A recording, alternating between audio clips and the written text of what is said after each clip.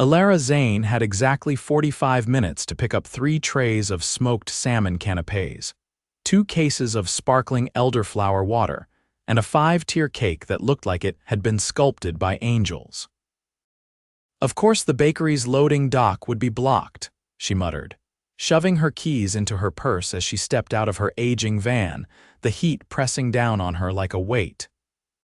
She rounded the corner of the sleek black building, heels clicking against the sidewalk, and nearly collided with a man in a fitted navy t-shirt and dark jeans, carrying a tray of appetizers. "Whoa, sorry," he said, steadying the tray with one hand and reaching out to stop her from stumbling with the other. Elara blinked. He was tall, broad-shouldered, sun-kissed skin and sharp jawline like someone you'd see on the cover of a luxury watch ad. His hazel eyes crinkled slightly as he looked at her. "Didn't mean to almost knock you out with shrimp toast." She exhaled a laugh. "It's fine. I've had worse injuries from crab cakes," he grinned. "You must be here for the event pickup?" "Yeah, Elara Zane, Zane Catering. Got it," he said, setting the tray gently on a rolling cart. "I'll help you load it." She hesitated. "You work here?" "Something like that," he said with a shrug, already grabbing the next tray. Elara followed him toward the loading dock, trying not to let her eyes linger too long on his back. The way he moved fluid, confident, strong, definitely not the usual bakery assistant. But hey, maybe he did CrossFit or something. Whatever. She had a wedding to cater in 4 hours and barely enough staff to pull it off. "You're doing this alone?" he asked as he loaded the first tray into her van. "I have a small team meeting me at the venue, just running behind." "The bride changed the menu last minute because her cousin went vegan," he laughed, the sound rich and low. "Sounds chaotic." "You have no idea," she said, brushing a strand of hair from her face. "But it pays the bills." "You always this calm when chaos happens?" she shrugged. "It's either stay calm or cry in the walk-in fridge." He gave her a look. "You don't strike me as the fridge crying type." She tilted her head. "And what type do I strike you as?" He paused, gaze catching hers for a second too long. "The kind who figures it out." "No matter what." Something fluttered in her chest. She looked away. "Well, thanks for helping," she said. "I've got to get this to Rosewood Hall before the bride loses her mind." "I know that place," he said. "Fancy need help unloading when you get there," Elara laughed. "You offering to drive across town and haul trays? Why not?" "Because you don't even know me," he extended his hand. "Quentin Jameson," she shook it. "Elara, now I know you." She narrowed her eyes playfully. "Still not a reason to drive to the venue," he grinned. "Fair enough. But if you need backup, I'm good with cake boxes and panicked brides." She raised a brow. "Is that on your resume?" "Among other things." Before she could ask what those other things were, a woman in a white chef's coat called from inside the bakery. "Quentin, the macarons are ready. I'll be right there," he called back, then turned to Elara. "You're good from here." "Yeah, thanks again." He gave her a small nod and stepped back, letting her close the van. As she pulled away, she caught one last glance of him in the mirror, lifting a silver tray effortlessly, like he belonged in a world she didn't have time to understand. She didn't know that name. Quentin Jameson, but he knew hers. 3 days later, Elara was elbow-deep in flour, prepping hors d'oeuvres for a corporate gala when her assistant, Misha, burst into the kitchen. "Elara, you will not believe who just walked into the front office. Unless it's a billionaire offering to fund our next expansion, I'm not interested." Misha stared at her. "Close, that guy from the bakery, he's here." Elara frowned. "Quentin?" "Yeah, in a suit, like a real suit. He looks like he stepped out of a GQ spread, and he brought champagne. Expensive champagne." "What?" she said, wiping her hands and hurrying out. Sure enough, there he was, same confident eyes, but now in a tailored charcoal suit, holding a velvet box of Dom Perignon like it weighed nothing. "What are you doing here?" she asked. "I owed you a favor." "A favor?" He glanced around. "Thought you could use an extra hand before the gala, and I brought a gift." She crossed her arms. "Why?" He looked at her, serious now. "Because I haven't stopped thinking about you since you almost knocked the shrimp toast out of my hands." Her breath caught. And because, he added, you're the most grounded, capable woman I've met in years. She blinked. You don't even know me. I want to. He looked so sincere, so calm, like he wasn't the type to say things he didn't mean. I don't usually let strangers into my kitchen. Then let me earn my way in. She stared at him for a moment. Fine. But if you ruin the puff pastry, I'm kicking you out. Deal.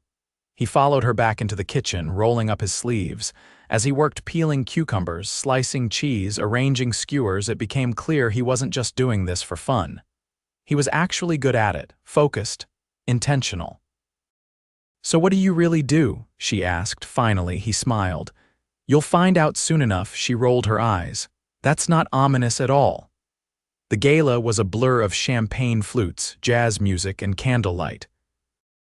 Elara moved through the ballroom with practiced grace, checking servers, adjusting trays, and making small talk with guests. And then she saw Quentin standing near the bar, speaking to a group of sharply dressed men and women. One of them laughed loudly. Another clapped him on the back. Elara, Misha whispered, coming up beside her with wide eyes.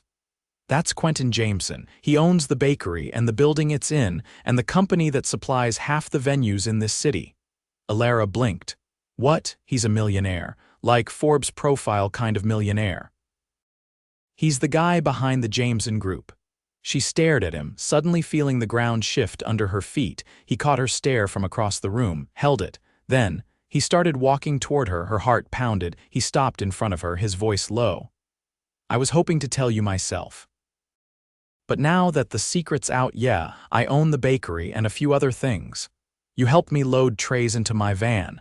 I wanted to. I liked you before you knew who I was. Still do. She stared at him, heat rushing to her cheeks. This is insane. Maybe, but I meant it. I want to know you. She didn't know what to say.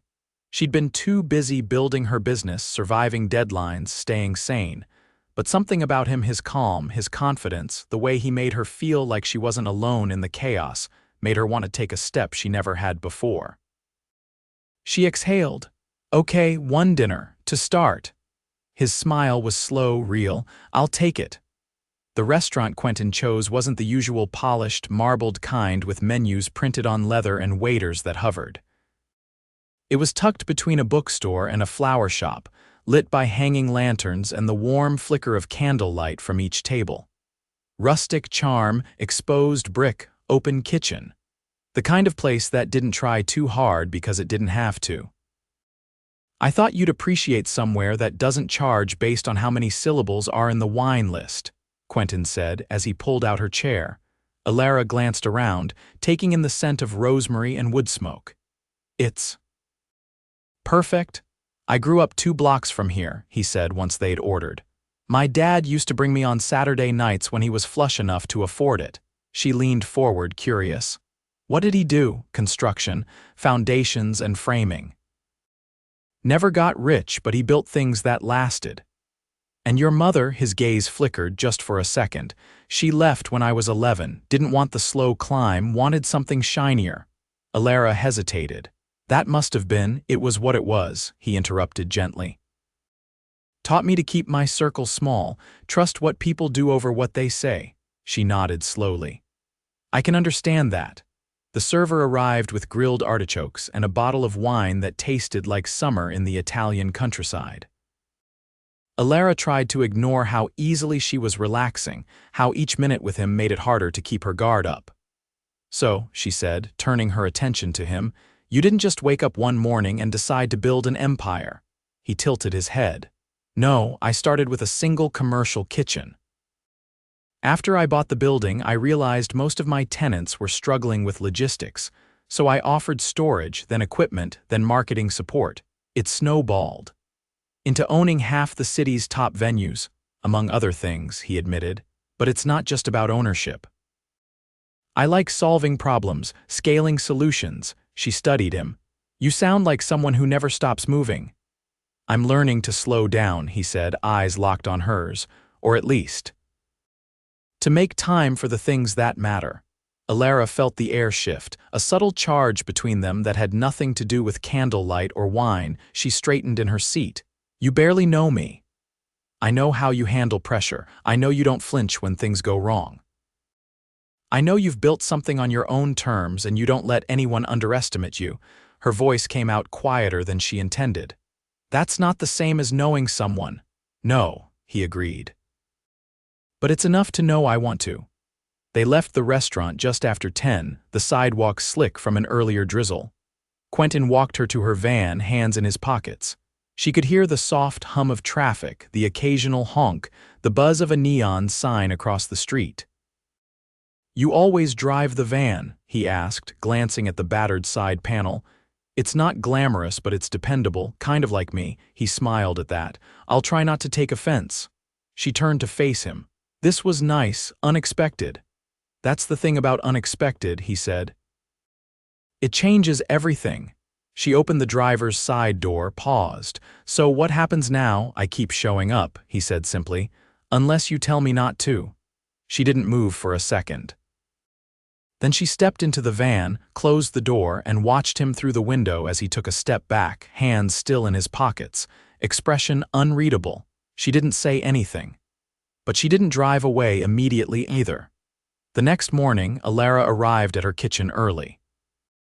The delivery schedule was already tight, and the client for that evening's engagement party had requested a last-minute menu change again.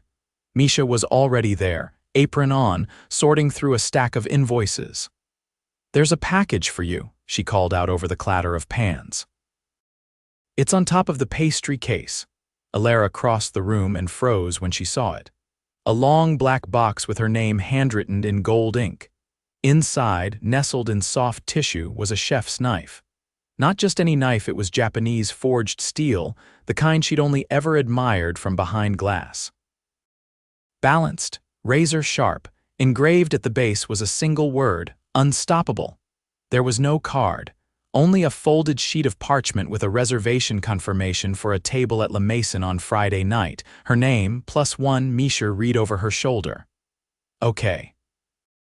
Is he trying to ruin all other men forever?" Elara closed the box slowly. "He's trying to make a statement. And I haven't decided how I feel about it yet." But she had, sort of mostly. By Friday she'd convinced herself it was just dinner again, nothing more. A second meeting didn't mean anything permanent. It didn't mean she was getting swept into some gilded world she didn't belong in. But when she stepped out of the car and saw Quentin standing in front of the restaurant, something inside her stilled. He wasn't dressed like last time. This time it was a midnight blue jacket over a crisp white shirt, no tie. Understated but unmistakable. He looked like someone who could own the building and still know how to fix the plumbing if needed. "You look dangerous in that dress," he said as she approached. She laughed softly. "You look like you have secrets." "I do," he said, offering his arm. "Want to hear one?" She hesitated, then slid her hand into the crook of his elbow. "Only if it's better than the chef's knife." He glanced sideways at her. "I bought the bakery to keep it from being turned into condos." "It was my mother's favorite place." Elara blinked. "But she left." "She did," he said, voice low. "But she used to take me there before everything fell apart. It was one of the only times she seemed happy. I guess I wanted to keep that piece of her, even if she didn't stick around." She looked up at him, surprised by the raw honesty. "I told you I want to know you," he said, "but I'm not asking you to open every door at once. Just one at a time." They stepped into La Maison and the maitre d' greeted Quentin by name. Their table was on the balcony, overlooking the city skyline, each building glowing like a constellation. As they sat, Elara set down her clutch and met his eyes. "You want to know me?" she asked. He nodded. "Then you should know I don't believe in fairy tales." "I don't either," he said, "but I believe in people who don't quit." The server poured wine, the city pulsed below. And for the first time in a long while, Elara wasn't thinking about deadlines or invoices or how much went wrong every day. She was thinking about what might actually go right. Elara stepped into her kitchen Monday morning and immediately noticed something was off. The air felt too still. The usually chaotic sound of deliveries and prep work hadn't started. She glanced at the clock on the wall. 7:30. Too early for her full team, but she expected at least someone to be here. Misha's car was outside. She found her at the back counter, staring at a tablet, jaw tight. "What's going on?" Misha turned the screen toward Elara without a word. It was an article. Not gossip, not speculation. A full-page feature in a major business magazine with high-resolution photos of Quentin in a tailored coat, standing in front of an ultra-modern glass building. The headline read, "Jameson Group CEO's secret expansion plan shakes up hospitality industry." Elara's stomach dropped as she scanned the text. The article outlined Quentin's recent acquisitions venues, supply chains, logistics firms, and ended with a bold line about a rumored investment in luxury catering. She didn't finish reading. "He's buying out catering companies," Misha said quietly. Elara swallowed. "He didn't tell me." "I thought you said he was different," Misha murmured, returning to the tablet. Elara didn't respond. Her heart hadn't started beating normally again. At noon, she walked into the rooftop greenhouse above the Jameson Group headquarters, escorted by a receptionist who barely glanced at her. The space was breathtaking lush greenery spilling from planters, skylights arched above, soft jazz playing from hidden speakers. But Elara barely noticed. She spotted Quentin near the fountain in the center, speaking with a pair of executives. His expression changed when he saw her. "Elara," he said, already walking toward her. "I didn't expect you're buying out catering companies," she interrupted. "Is Zane Catering on that list?" He paused. The others slipped away, giving them space. "No," he said, "I haven't made any moves toward your company. But you are expanding into catering." "Yes. You didn't think that was worth mentioning," he exhaled slowly. "I was going to tell you. I've been negotiating a deal that fell through last week. I didn't want to bring it up until I knew where it stood." "Because you assumed I'd overreact?" she asked. "No," he said quietly, "because I didn't want you to think I was using you." She looked at him hard. "Was I part of the plan?" His eyes sharpened. "You weren't a plan. But you saw me, a small business owner struggling to stay afloat, and you thought what? That it would be convenient." He stepped closer. "I saw someone who built something without shortcuts, who didn't wait for permission. I didn't make a move on your company because I knew exactly how much it would insult you." Elara's jaw clenched. "You could have just said that. I was trying to protect something I care about." She bit the inside of her cheek. "You don't get to say that, not when you've been sitting on this." Quentin's voice dropped. "Everything between us has been real, but if you want to walk away, I won't stop you." Elara didn't respond. She turned and walked out of the greenhouse, her heels echoing against the glass floor. That night she stayed late at the kitchen, chopping carrots until her hands ached. She hated how her mind kept circling back to him, the way he looked at her, the way he didn't try to justify or manipulate, just stood there waiting for her to decide. Misha came in around 9, holding 2 cups of coffee. "You okay?" "No," Elara admitted. "You like him." "I do."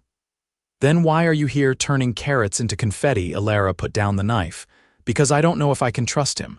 Misha sat beside her.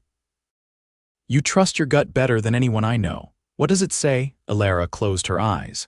"It says he didn't lie, but he still made a choice, and now I have to decide if I can live with it."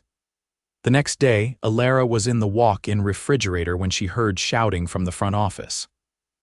She emerged to find Misha holding a clipboard and arguing with a delivery driver. "These aren't the linens we ordered," Misha said, thrusting the clipboard forward. "These are for a completely different event." "I just deliver what's on the sheet," the man replied. "Call the supplier," Elara stepped in. "We don't have time to reorder. Get the backups from the storage unit." Misha sighed and nodded, already on her way out. The driver gave Elara a quick look. "You're Zane, right?" She nodded. He scratched his head. "Weird. I was told to bring this too." "Special delivery. Said to give it to you personally." He handed her a small velvet envelope and walked off. Inside was an invitation, heavy cardstock, embossed text. "You are cordially invited to the launch of Jameson Culinary, a new division showcasing independent chefs and catering businesses across the city. Featuring Zane Catering." Beneath that, a handwritten note: "You were never a target. You're the future. I'm just building a platform big enough to hold you." She stared at the card for a long time. That evening, she walked into the ballroom of the new Jameson culinary event space. Gold light shimmered from the chandeliers. Waitstaff in black vests glided between guests carrying trays of hors d'oeuvres she'd designed herself. Everyone turned when she entered, including Quentin. He didn't approach right away. He waited, watching her from across the room, giving her space. After a long moment, she walked to him. He studied her face. "You came. I needed to see it for myself." "Well," he asked. She looked around the room. The walls were covered in displays highlighting local chefs, photographs of their kitchens, their stories, not conglomerates, not brands, people. "This isn't a takeover," she said softly. "It's a showcase. I told you, I didn't want to replace you, I wanted to elevate you." She lifted her eyes to his. "You did all this for me." His voice was steady. "I did this because of you. Because you reminded me what it looks like to build something with your own hands. I forgot how that felt." Elara's chest tightened. "You still should have told me." "I know," he said. "And I'll spend every day from now proving that I won't keep things from you again." She took a breath. Then she reached into her clutch and pulled out a small envelope of her own. "What's this?" he asked. "A contract. Zane Catering will collaborate with Jameson Culinary. On my terms." He opened it, scanned the first page, and looked up. "You want majority control of the menus. I want full creative authority," she said. "And a clause that guarantees no other caterer can be forced out of their business to make room for us." He smiled, but it wasn't smug. It was quiet, grateful. "You got it," she nodded. And then, for the first time in days, she let her shoulders relax. "I'm not easy," she warned. "I question everything, I don't fall in line, and I don't do anything halfway." "I know exactly who you are," he said, "and I've never wanted anything more in my life." She blinked once, slowly. Then she reached for his hand. And this time, she didn't pull away. Elara stood on the balcony of her new test kitchen, watching the city stretch out beneath her like a living canvas. The space had been part of the Jameson culinary project, a condition she'd negotiated into the contract with Quentin. Not just a kitchen, but a place to innovate, to teach, to collaborate. Her name was etched in brass beside the glass doors. Zane. Behind her, the soft clatter of utensils and quiet hum of conversation floated from the open windows. Her team had just wrapped their first collaborative tasting with two and coming chefs she'd mentored herself. She felt it again, the buzz of creation, the thrill of being at the helm, not just executing but leading. She hadn't realized how much she'd missed it. Footsteps approached behind her. She didn't need to turn. "You didn't come inside," Quentin said. "I needed a minute," she replied, eyes still on the skyline. "It's strange. When I started out, all I wanted was a storefront and enough steady clients to pay the rent. Now I'm here and it feels like I skipped a decade." "You earned this," he said. "I just removed some of the red tape." "You opened a door," she corrected. "I still had to walk through it." He stepped beside her, leaning on the railing with both hands. "Actually, you kicked it open," she smiled faintly. "I'm trying not to lose myself in all of this." "You haven't," he said. "I've watched you build something that still has your fingerprints all over it." She turned to face him fully. "So tell me something and don't edit it for my benefit." He raised an eyebrow. "All right. Why didn't you walk away when I made it clear I wasn't going to make this easy?" He didn't answer right away. "Then, because I've spent most of my life surrounded by people who told me what they thought I wanted to hear. You challenged me. You called me out. You made me work for every inch. That doesn't sound very romantic." "No," he said, "but it's honest, and I've never wanted easy, I wanted real." She studied him. "I don't need saving, Quentin, I know. That's why I stayed." Inside, the lights dimmed slightly as staff began clearing the tasting tables. Elara pushed off the railing and walked toward the glass doors. She paused just before entering. "You've seen the worst of this business. The politics, the backroom deals, the duplicity. Why still care? Because every now and then," he said, "you meet someone who reminds you what it's supposed to be about." She didn't respond, but she didn't need to. He followed her inside. The next morning, she woke to sunlight pouring through her bedroom window. the scent of fresh coffee drifting in from the kitchen. Quentin was at the stove, barefoot, humming under his breath as he flipped something in a pan. Elara leaned against the doorframe. "Are you making breakfast in my apartment? You said I couldn't buy your company," he said, glancing over his shoulder, "but you never said I couldn't bribe you with caramelized pears and cinnamon waffles." She crossed her arms. "You cook now? I spent last night reading one of your old recipe journals. You left it on the counter." Her expression flickered. "I haven't looked at that in years." You wrote in the margins. Notes about flavor balance, plating, even the emotional memory behind certain ingredients. He plated the waffles with practiced care. It was like reading a diary but in food. She stepped closer. "That journal got me through a very bad year." "I figured," he said gently. "It's why I wanted to bring those pages back to life." They sat on the couch, knees brushing, plates balanced on their laps. For a while there was only the sound of forks on porcelain. "What happens next?" she asked finally. "With us?" She nodded. "I don't have a roadmap," he said. "But I know I want to wake up next to someone who doesn't flinch from hard things. Someone who builds, not just for herself, but for others." She toyed with the edge of her plate. "I'm not used to having someone in my space." "I'll earn it," he said simply. Every morning, every moment. Later that week, they attended the city's annual Culinary Honors Gala, an event Elara had always been too busy to attend. This time she was a featured guest. The ballroom glowed with amber light. Elara wore a sleek black gown, simple and strong. Quentin wore a deep gray tuxedo, his hand steady on her lower back as they entered. Flashbulbs popped, journalists called out questions, but Quentin's attention never wavered from her. During the awards ceremony, her name was called.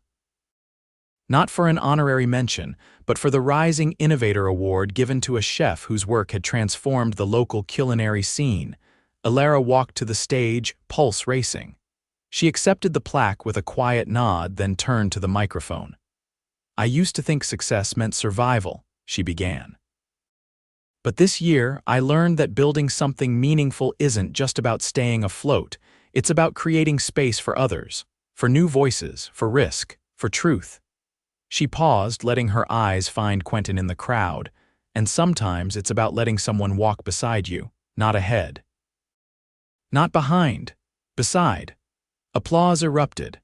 But all she felt was the warmth in her chest as Quentin stood with everyone else, his expression unreadable but his eyes unmistakably full. Afterward, as they stepped into the cool night air, he helped her into a waiting car. The driver pulled away slowly, the city lights blurring past the windows.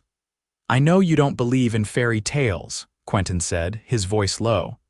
"I still don't," she replied, resting her head on his shoulder. "But if you had to imagine a happily ever after," he continued, "what would it look like?" She thought for a long moment. "A kitchen with too many ideas, a partner who doesn't flinch when things get messy, a future that doesn't come prepackaged." He kissed her temple. "That sounds like something I could live with." Months later, the new Zane Culinary Lab opened in a converted loft downtown, a space funded by a grant from the Jameson Foundation, but entirely hers in name and operation. It served as an incubator for young chefs, a test kitchen, and a creative studio. Quentin showed up for the first open house in rolled-up sleeves, carrying a crate of vintage spice jars from his father's old workshop. "This is where we started," he said, setting them on the counter. She turned to him. "No, this is where we begin." They stood in the center of the space, surrounded by noise, by laughter, by possibility, and for the first time, Elara didn't feel like she was chasing something just out of reach. She was already living it, the life she'd built. The love she'd found, not a fairy tale, but something better, something real.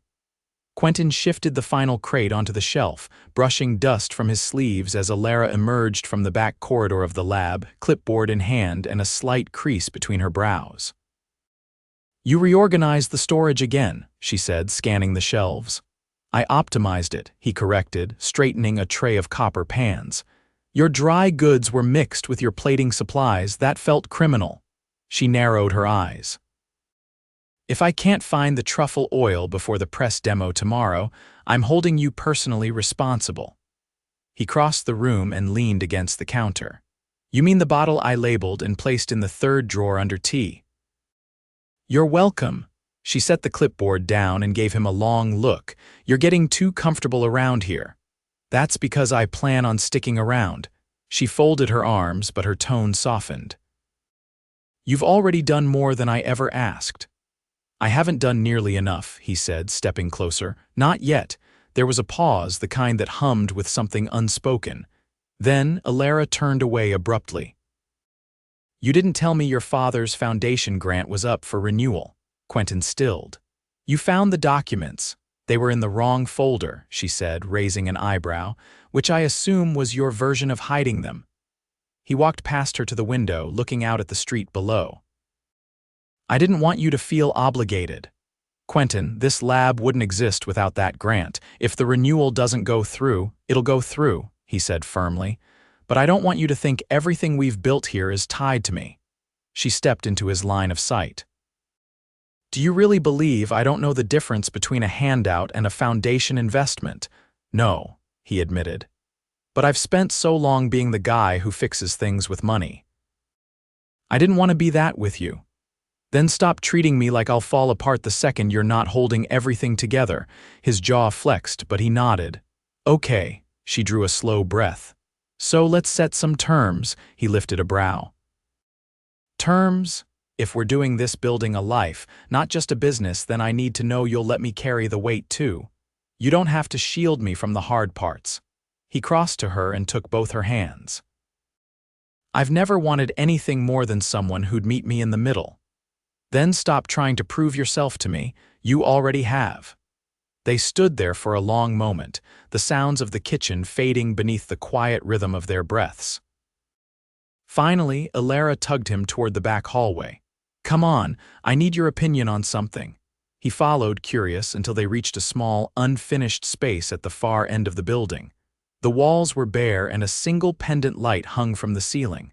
I'm thinking a cafe, she said. Attached to the lab, only open on weekends.